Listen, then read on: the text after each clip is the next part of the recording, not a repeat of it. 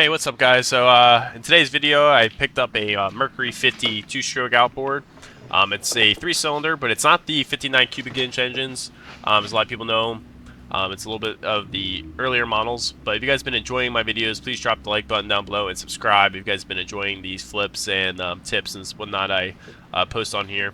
But I actually picked up this engine for 375 bucks. It's a little dirty on the outside, but wait till I show you under the cowling. I actually got it from a scrapper, and he basically was scrapping a boat, and this motor was on that boat, and he sold it to me for $375, just because it was just extra cash for him. So I got a pretty good deal on it. But what the first thing we do is a compression and spark test, as always, and see if we have a good power head. First thing we're going to do is remove the spark plugs to do a compression test.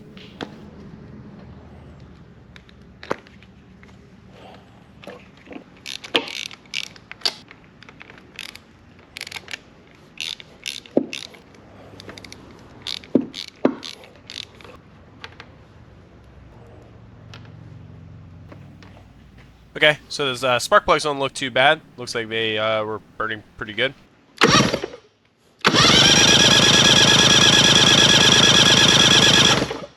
Okay, so on the first cylinder, looks like we got about 115 on the top cylinder. Maybe just a little bit more. We go at 120, but it looks about 115.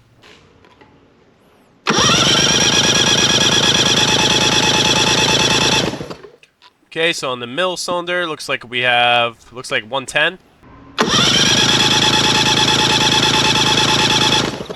Okay, so on the bottom cylinder, looks like we have 110 as well. So we have a good, healthy power head. Next thing we're going to do is do a spark test.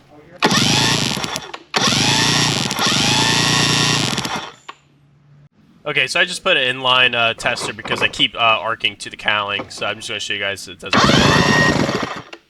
You see there. Let me just try to cover it. Okay, as you guys can see, we have good healthy spark on all 3 cylinders. Okay, so we have the good healthy power head, so we can continue moving on. Next thing we're going to do is remove the carbs and do the fuel system. The way to do this, you're going to have to remove the incoming fuel line located back here. And then, if you obviously have to remove the air box. If you guys wanted to, you can remove the oil tank to make it easier. You don't have to do it. It's just one of those things if you wanted to do it. But we will have to remove the air box to be able to get to the bolts to remove the carbs. What else we gotta do? There should be a fuel line located right here that basically runs over here to this choke assembly or enrichener. But we might just remove that off at the carbs. I'll show you guys that in a sec. And then located down here, there's a choke linkage. Let me grab a flashlight real quick. I don't know why I said choke linkage. It's not a choke linkage. This is for your oil pump. So you can see right down here, that's your oil pump. That linkage basically connects it to the carb so you can oil it.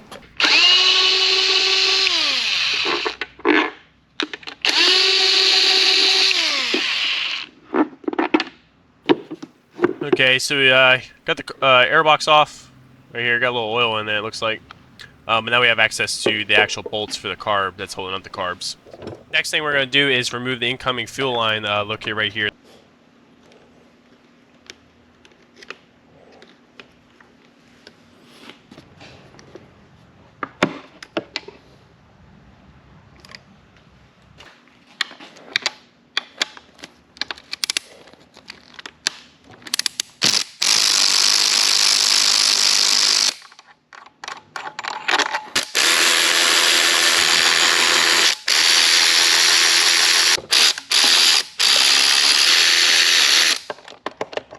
Located back here, now that we can see it, is that fuel line that's going to the choke assembly or the fuel enrichener on these motors. So we can disconnect that there after we get these carbs off.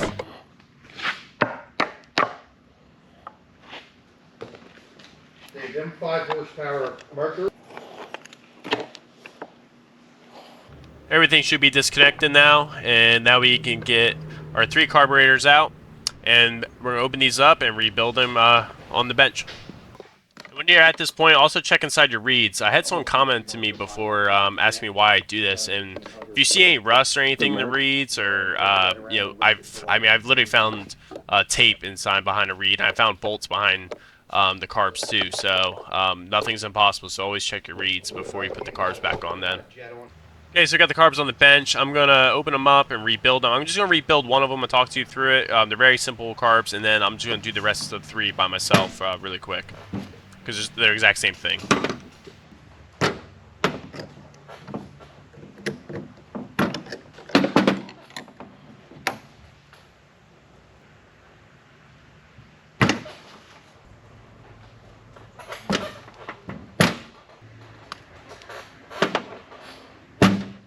Okay, so I'm going to do the top carb together with you guys. So it's going to be 4 screws that are going to take out, and then take it out so the bowl is sitting down below so you can catch any gas in there so you can see if there's any debris or anything in there.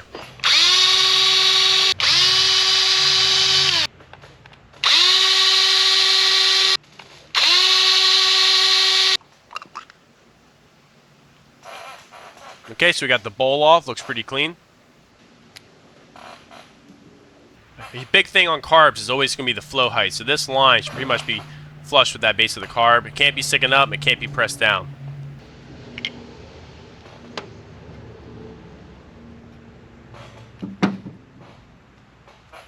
Okay, so we got our float and our needle then. Located right there. That's going to be your needle.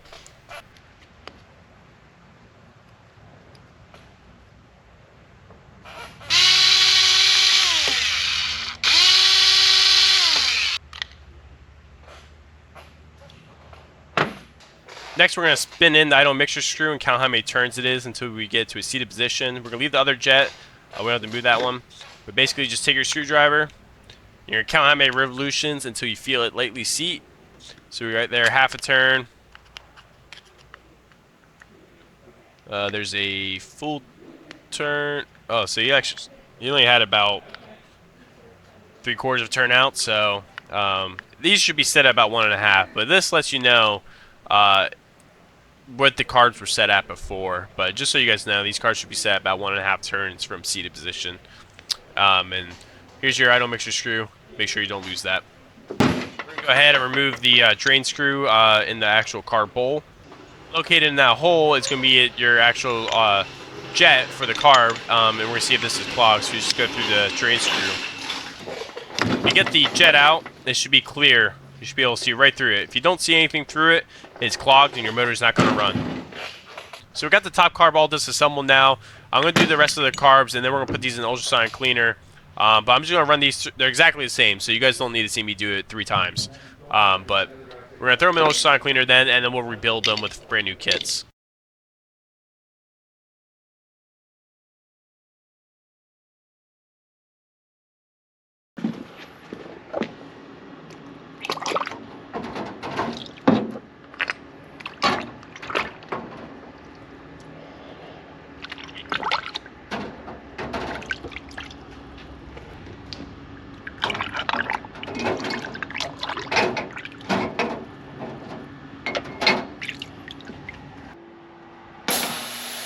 Next thing we're going to do while the carbs are cooking is do the water pump and stuff. But the trim pump is shot on this one. I already tested it out. The trim pump is bad. We're going to be replacing that. But I got to get this motor up to be able to change out the water pump a while.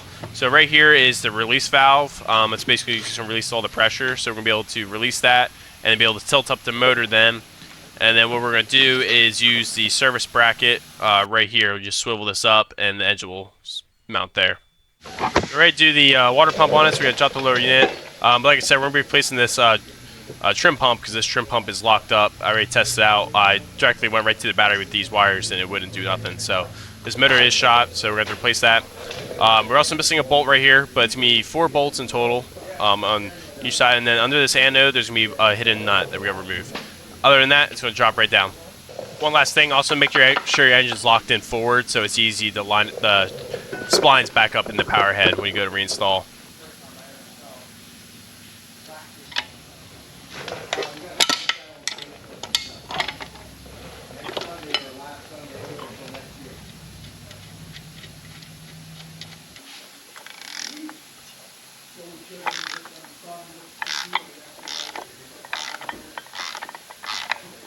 Right there is our hidden nut that we got to remove to drop the lower unit.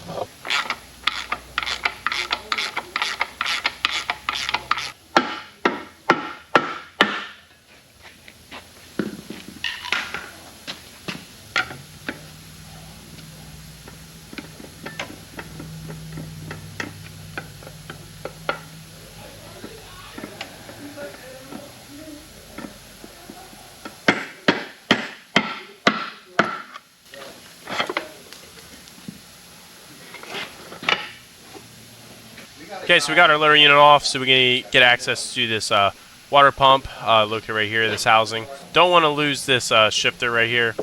That basically goes right here on these splines and basically lines everything. If you lose that, it will never work.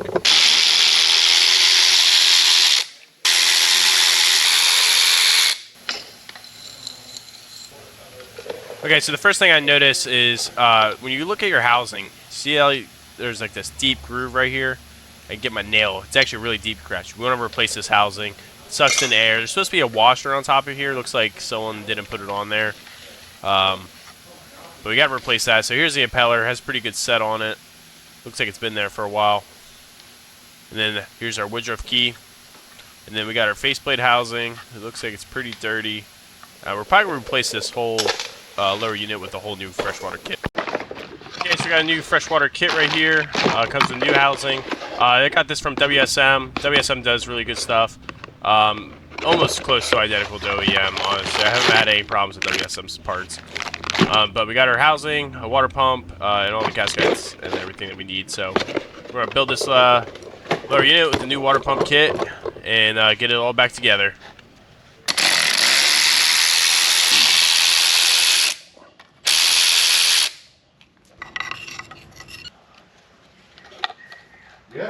Yeah, tell us one of them. So I think I'm hoping, knock on wood, I'm hoping we're good to go. Yeah, we're recycling it, just to verify. So, but other than that, it should be, you know. These are the washers I was talking about. Should be one on the bottom and then one on top of the water pump. Will do.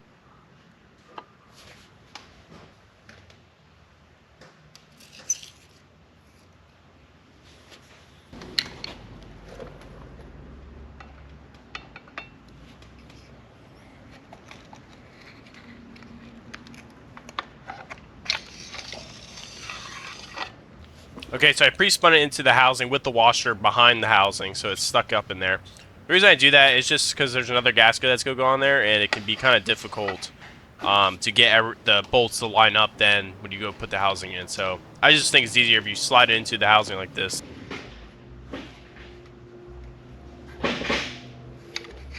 Just spin it one more time and clockwise, just to make sure the fins are seen correctly. And then we're just going to make sure everything's lined up, which it is, and now we can run the bolts in.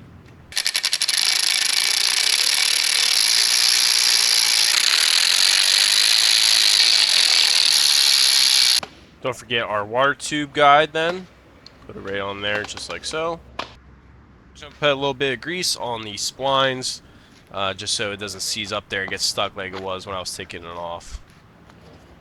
And then just gonna wipe off the top.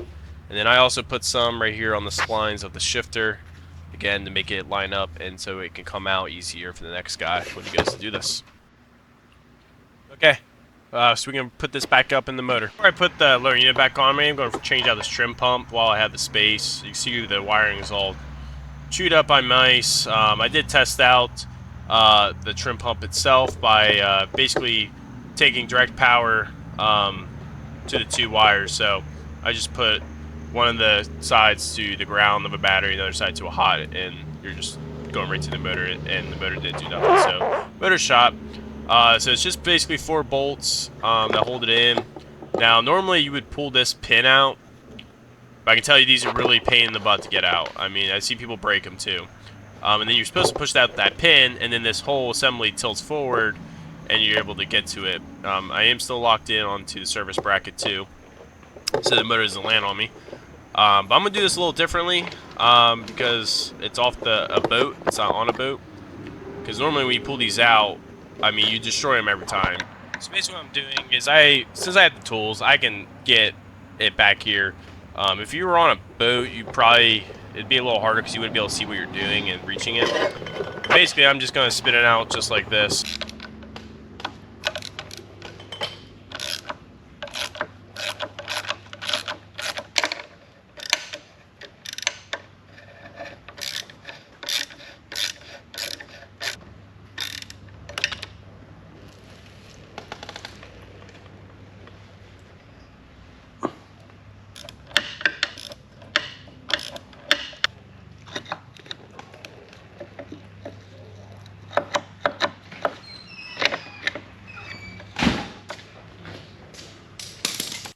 Got our new pump here. It's going to be the updated version for these motors. You can see it looks slightly different. But basically, it's like an Allen key stem that's on the actual pump itself. And that basically got lined into right in there. It's basically the shaft that's going to operate this motor. So let's get this installed.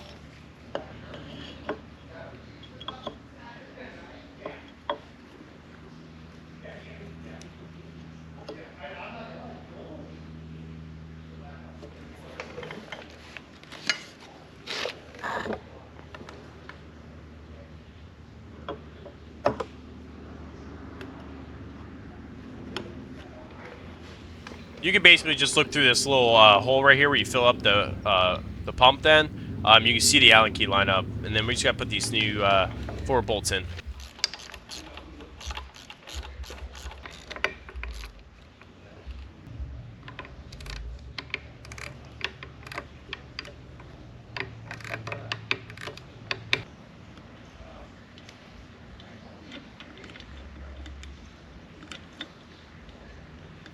Okay, got everything back together now. Basically, all you gotta do is just cycle it up and down, get out any air that's in it.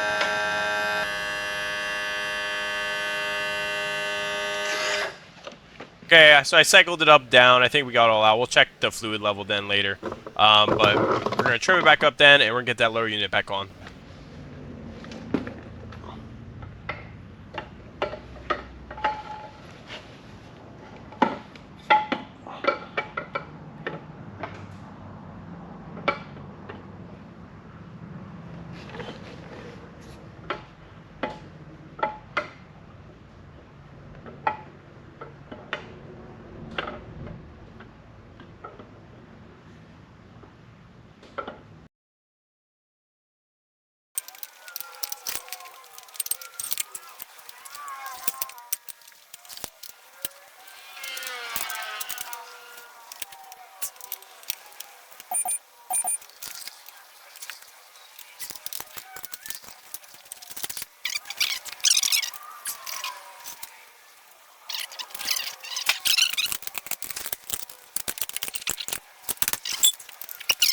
As you guys saw, these are a little harder to get in with those splines, so just take your time when you're doing it. Don't force anything up because you will 100% break something. I've seen it all the time. Guys drop off their boats and they can't get the line up and they just wrench up and break their shifter, break the, I even had one where they broke the whole housing, basically right here.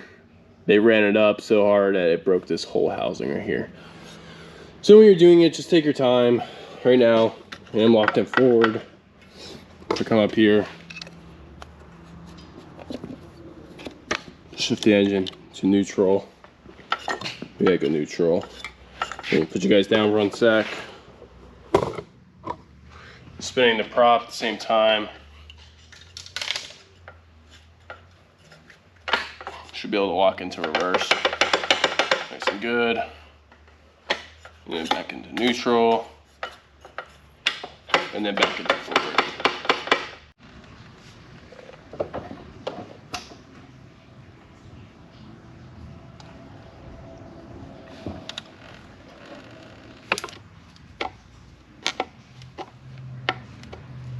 Okay, so the CARBS can ultrasonic cleaner turned out looking really good. So we're just going to rebuild these with all brand new WSM kits. Again, I'll have everything down in the description of all the part numbers and stuff like that, and pricing like that for you guys. So we're going to rebuild these. It's just reverse steps of putting it back together.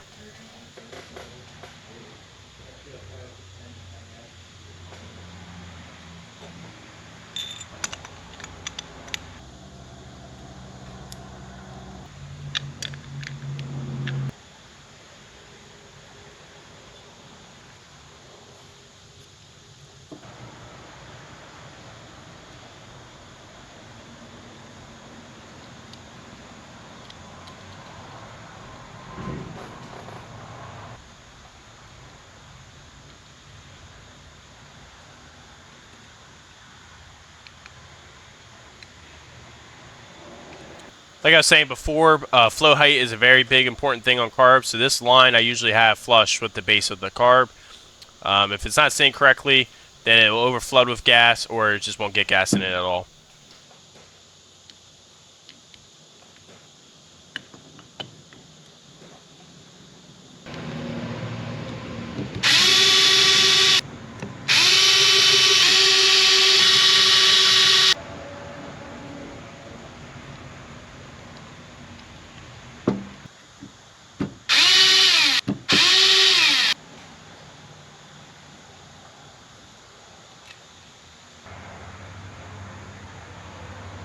Once you get the needle to seat, we're going to count 1.5 turns for all 3 carbs. We're going to have them all set to 1.5. So there's half a turn. There's a full turn, and then there's 1.5. We're gonna do that for all 3 of these carbs. So that's pretty much how you rebuild one of these carbs. They're very, very simple carbs. We're gonna do the rest of them, and then we're gonna put them back on the engine. And again, we got a new mounting gasket as well.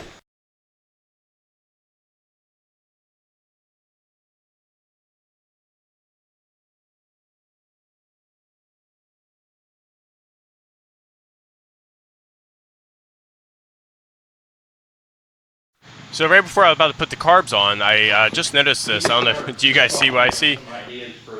Here's the oil tank. All this right here is water. And then there's oil. So it must have taken a second to separate, because when I went to bought the engine, he didn't have an oil cap. I actually put this oil cap on. It was sitting outside.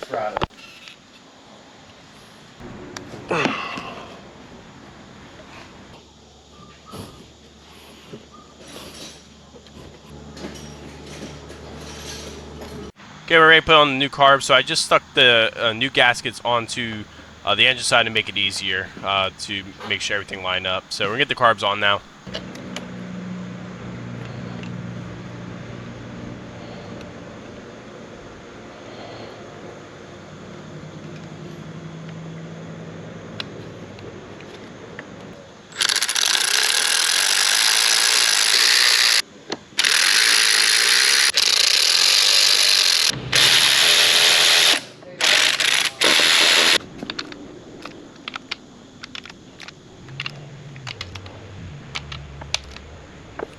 Okay, we just got to also hook up the linkage for the oil pump. I also did drain out the oil tank. I didn't show that to you guys, but I did drain it out.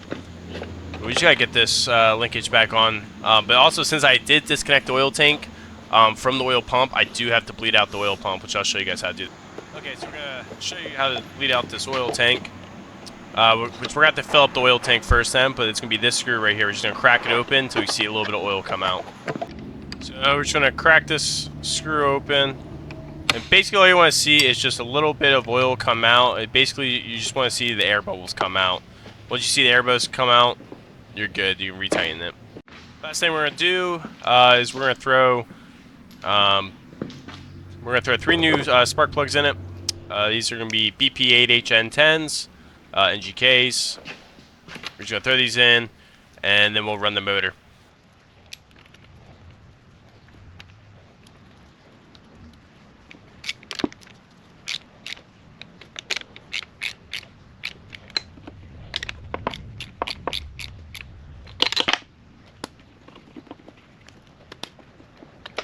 Before we run this engine, we do have to do sync and link. Basically, sync and linking is just making sure the carbs are opening and closing all at the same time at all points. So basically, how to do this is there's these Phillips screws right here on the top carb. There's one on the middle carb, but we don't have to do that because you see that line is already lined up. So the middle one we can leave. And then the bottom carb here also has one. So what we're going to do is just basically crack them loose, and then gravity is going to kick in and naturally bring it down to where it needs to sit. So we're basically just going to crack this top one.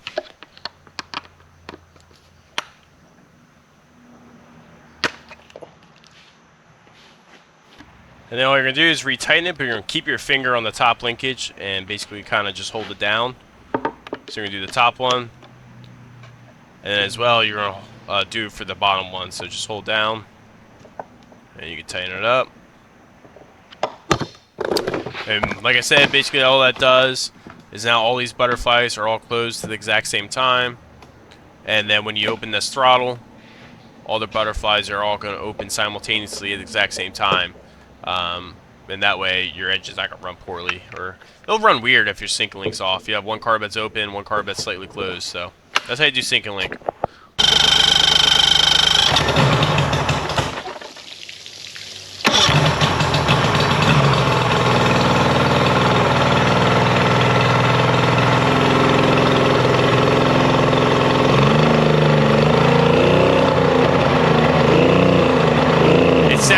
Awfully flat. It sounds like it's only running on one cylinder, honestly. I don't know. When you have an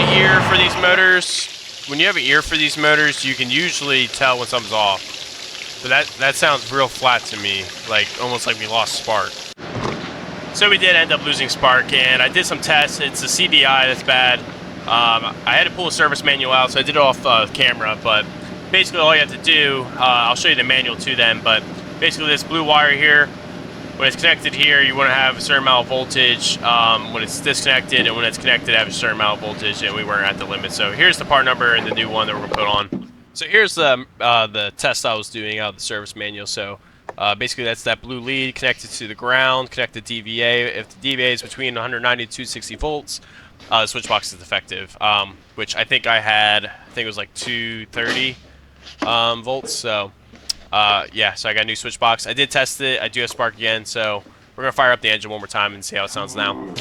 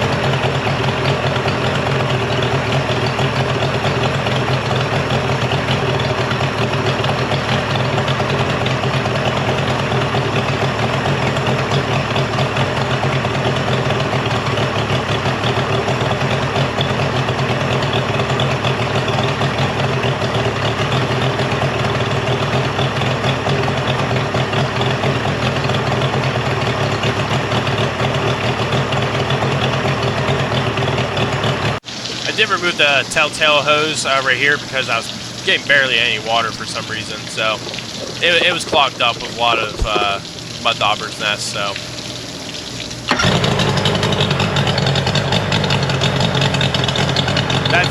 that right there is the stream you want.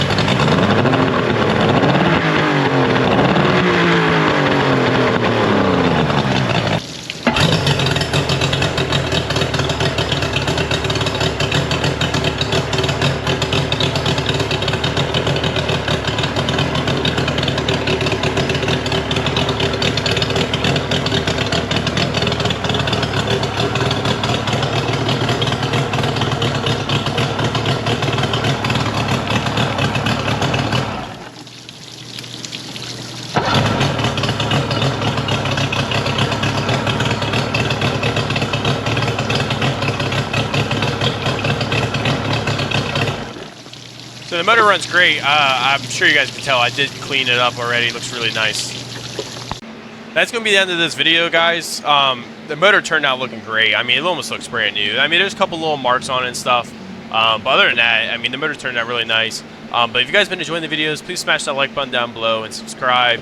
I have a lot more motors for you guys, so a lot more stuff. I'm planning on doing some other different types of videos as well for you guys. More stuff in the marine world, kind of like my day-to-day job. This stuff I do on the side is kind of like a little hobby I like to do, flipping engines on the side. But the motor turned out looking really nice. And again, I really appreciate all of you guys for watching my videos. And then we're almost to 5,000 subscribers, so I really appreciate all of you guys for being here since the start. But I'll see you guys in the next video.